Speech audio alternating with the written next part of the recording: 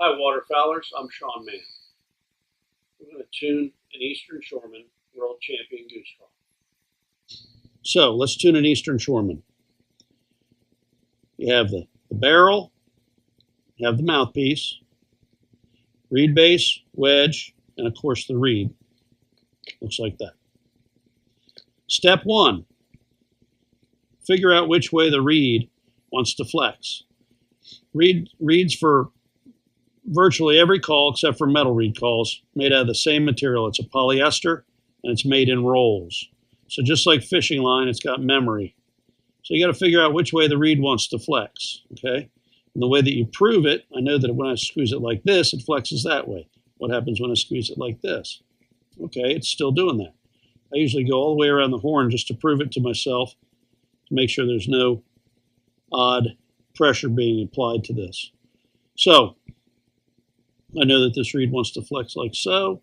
I'm going to put it on the reed base like so. So that when air hits the reed, it wants to go up. The wedge has two teeth on the end of it.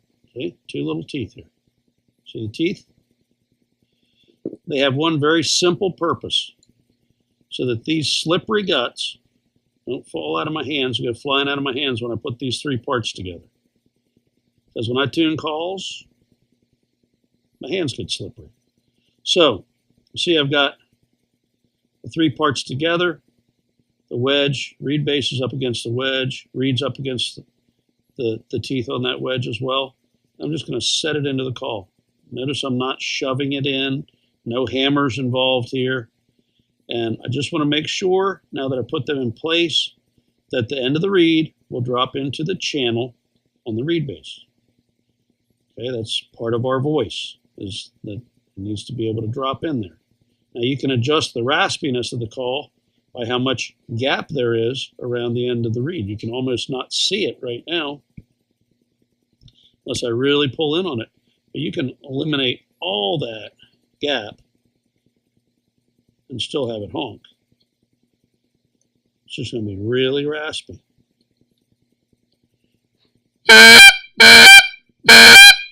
So that's the highest tune setting, okay? That reed is just dropping in. This is up against the teeth on the wedge, okay? Look, Mann, no hands. So that is the highest tune setting. Gently put the mouthpiece back on. No voice, no grunt, no groan, no back pressure needed. So if you want to lower the pitch, just go in reverse. Loosen the call, or loosen the parts, which I do by just turning. See? I've loosened them up. Now I want to lengthen these two pieces together as they relate to the wedge. I'm going to back them out. But I'm going to do it in very, very, very small increments. So all I'm going to do is just push very gently at the end of my, or side of my thumb. I just lengthened that a little bit. I've got a lot of gap there, but it's a little bit lower in pitch. So now I'm going to do it again. Push just a little bit.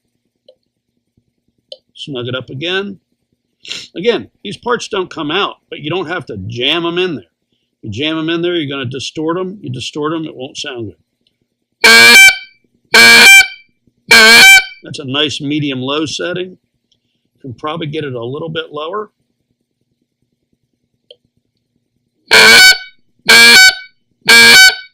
And that's probably the low end of your good tuning range. So put it all back together. I like to match the grain up because I make them out of one piece of wood. They always sound better when the grain matches.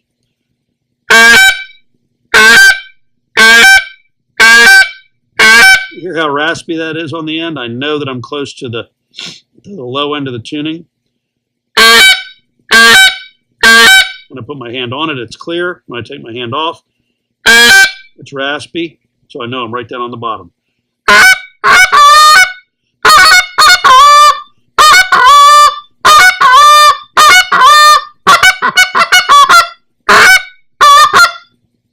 So that's how you tune an Eastern Shoreman.